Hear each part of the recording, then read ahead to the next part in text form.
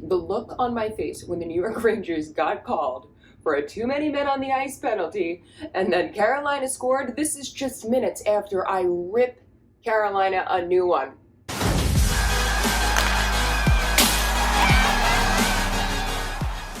For doing the exact same thing. So that's karma. That's what karma is. What's up, guys? Welcome back to the Glove Drop. Last night, the New York Rangers came home after a 10-day road trip, which, of course, they had a franchise history-making performance going 5 for 5 on the road trip, all on the West Coast. They came back, and they are back at home at MSG against the Carolina Hurricanes. Now, going into that game, I'm expecting them to be shot.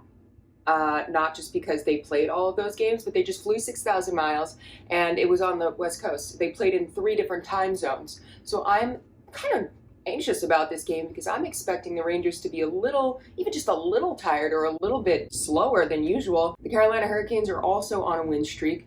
They had won 3 in a row, with most recently being their 3-2 win on Monday over the Philadelphia Flyers. The Carolina Hurricanes have been dealing with some injuries and, just a little bit lacking in the sense of they don't really have that many top players going out right now, but they do have Teuvo Teravainen, who has scored 8 goals this season. He is doing fantastic. Those 8 goals tie him for 2nd place in the league. As far as the New York Rangers go, we all know what's going on with them. Artemi Panarin is having the best start to a season in his entire NHL career. He's on a 9-game point streak. We also have Adam Fox, who's leading the league in points by defenseman. So the Rangers are stacked. Now, if you've been a Rangers fan, you know that the Carolina Hurricanes are a pain in the ass to play against. They are the most frustrating team to play against. Truly, every time I watch them, I feel like they have 3 extra dudes on the ice. That's just how it seems. Wherever the puck is, there is going to be a hard battle to it. Half the time, it truly does just feel like, where'd you get all these extra players? I don't know.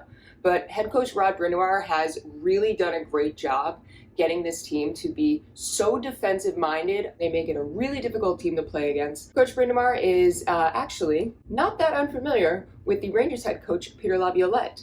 Back in 2006, Laviolette was the head coach for the Carolina Hurricanes and led them to the Stanley Cup Championship. And they win. Woo! And guess who was his captain? Rod. They call him Rod the Bod. I don't know. I don't see it. He was the captain for the Carolina Hurricanes, so both of these head coaches are going into the game having a lot of respect for one another and knowing each other pretty well. I mean, they both hoisted that bad boy together. So getting into last night's game, going in the first period, again, I expected the Rangers to just be a little bit slower, but right off the bat, that was not the case. The pressure was there. The boys were moving. So, I mean, I don't know. Is it Russian gas? I think so. There is another level, it seems, for them when it comes to how much gas they still have in the tank, and it really pays off right off the bat because 1 minute and 38 seconds in, the Carolina Hurricanes get a too many men on the ice penalty, and the Rangers go on the power play. The New York Rangers did manage to capitalize once again on their incredible power play. Artemi Panarin puts across this backhand pass, which, let's take a moment to appreciate this. If you play hockey, you know that pass on the backhand with that much power is unbelievable. The arm strength that took was crazy, and it was a perfect pass right across through Chris Kreider, puts it in the back of the net. Who else but Chris Kreider? 1.5 feet away from the net, just boom, deflects it right in, and the Rangers go up 1-0 really early on. The Rangers really did have all the momentum on their side, and they held this pressure up so much that they kept the Carolina Hurricanes to no shots on goal. Zero shots on goal for the first 9 minutes. Then, 9.5 minutes in, the New York Rangers get called, and they have to go on the penalty kill because they did the same damn thing that the Carolina Hurricanes did, and they had too many men on the ice. And I just looked stupid at that point because I really was just talking so much trash. So the Rangers go on the penalty kill, and I'm hoping that maybe karma won't bite me in the ass, but it did. And the Carolina Hurricanes, on their 2nd shot on goal of the first period, they tie the game up. Now, we also saw a few things happen right around the middle of the first period, which were incredibly concerning. Filip Chytil had a collision with Jesper Fast, and you could see it on the bench. He was on the bench, and he was just like cringing in so much pain. So Filip Chytil ended up leaving and going back to the room. Then we saw another injury, which is one that I thought might take the Rangers out of this game. Adam Fox had a really weird collision with Sebastian Aho. I thought it would be a penalty. It seems like everybody thought it should be a penalty. And Adam Fox himself was going up to the refs and, giving them a hard time for a minute. And he never does that. And if you watch it in the slow-mo and you watch it, it does look like there should have been a penalty called. But Adam Fox goes down hard. It seemed like he was okay. He got up, he skated it off, played for the next 4 or 5 minutes, but with about 5 minutes left in the first period, they went to a TV timeout, and Fox left the bench, he went to the back, and he did not return for the rest of the game. So that is 2 top players out for the New York Rangers within the first period. Neither Filip Chytil or Adam Fox would return to the game. So the Rangers come out again for the second period. Second period was the worst played period by the Rangers of last night's game. It seemed like there was a little bit of confusion. People were trying to regain their footing when it comes down to the lines because they were without Fox and Chytil. And I'm going to say, Shesterkin had to put up a lot of great saves. One of the big reasons that the Rangers seemed to be scrambling was that Adam Fox is the point man on the power play. The Rangers have been relying on their incredibly strong special teams to get these wins. The Rangers were not able to get any shots on goal during those power plays in the second period. And, you gotta just think that it's got a lot to do with the fact that Fox isn't in. That is not to say that Erik Karlsson isn't great on special teams or in general as a hockey player. It's just that Adam Fox is on another level. He's leading the league. He is one of the most deadly weapons when it comes down to special teams. So the Rangers really kind of were paying for that. And fortunately, during the second period, despite it being the slowest period for the Rangers and really them kind of chasing the puck the entire time, they were able to keep it tied 1-1. The Rangers go into the third period, and it looks like they have it a little bit more together with this. The guys really seem to have stepped up, and people have gotten a little bit more comfortable in their position that they needed to move into after those 2 players went out. And 6 minutes and 5 seconds into the third period, the Rangers are back on the power play after a hooking call on former Ranger Jesper Fast. Now, once again, Erik Gustafsson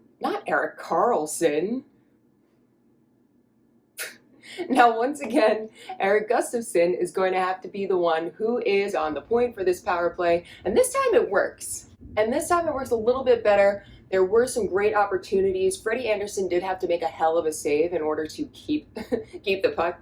They did rely on goaltender Freddie Andersen to put up a couple of really good saves, and the Rangers did manage, at least this time, to get a few shots on goal. They managed to get 3 on that power play, but the Canes were able to kill off that penalty.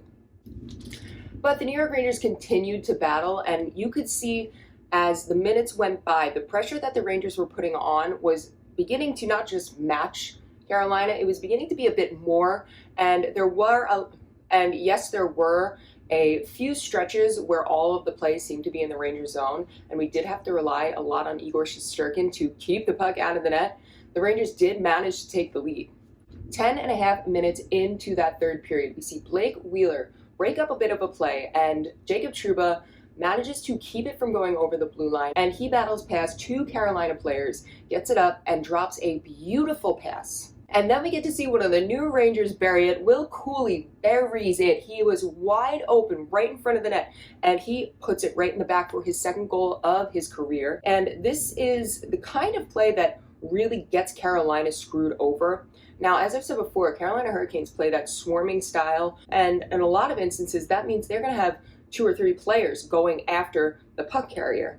That leaves players open all over the ice if you just keep your head up. And that is the kind of heads-up play that Jacob Trouba showed during that entire sequence. You have to be able to control the puck, make sure that you're not going to get stripped, because there's always a ton of turnovers, there's always a ton of takeaways going on when you play Carolina.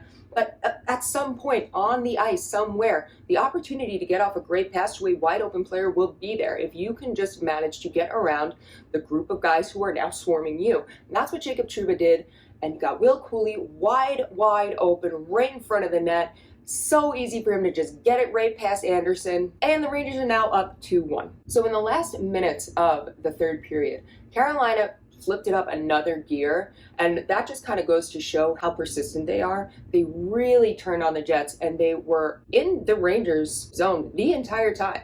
And this is when Igor Shesterkin really did have to step up and put up crazy saves. If we did not have Igor Shesterkin in net, I do not think that all of those pucks would have been saved, and I think this would have been going into overtime. But we do have Shesty, and he did put up the saves when he needed to put them up. And finally, with about a minute and a half left, Freddie Andersen gets pulled. Even with 6 skaters on the ice, the Rangers manage to hold Carolina back, and they take the 2-1 win, extending their win streak to 6 games. This also extends Artemi Panarin's point streak to 10 games. That's first in the league. And this was a huge statement game for me. Like, a lot was shown in this game. One, that the New York Rangers are not dealing so much with the fatigue that you would be expecting after such a long road trip. The conditioning is absolutely there, and Carolina made them skate. Mika Zibanejad skated over 3 miles, so it's not like it was a slow game. This is a really hard-hitting game. You needed to be going 100 miles an hour the entire time. And the Rangers managed to not only keep up, but there were certain points where they were the ones who were skating faster. This also goes to show just how great the New York Rangers' depth is, because after that first period loss of Adam Fox and Filip Chytil, these are 2 top players. The depth that the Rangers have to be able to fill those 2 positions up and get back into playing and take a win is unbelievable, and that is something that a lot of teams don't have, so that is a huge bonus for the New York Rangers. Now, as far as Adam Fox and Filip Chytil go, Fox has an undisclosed lower body injury. Chytil has an undisclosed upper body injury. They're both going to be evaluated today, and hopefully we'll have some answers and see what's going on with that. Hopefully it's nothing serious, because again, while the Rangers do have the depth and we did see some guys step up, it's going to be a big hit if we lose either of those players. So all in all, last night's game was an incredible game. It looked like it was going bananas in the middle of MSG. I would have loved to be there. If you were there, I hope you had a great time.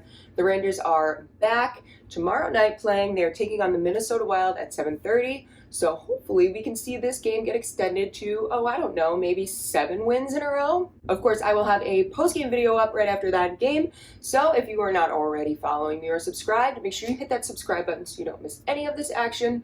And I will see you guys all in the next one. In the meantime, fingers freaking crossed for Adam Fox and for Filip Chytil. We cannot be having that.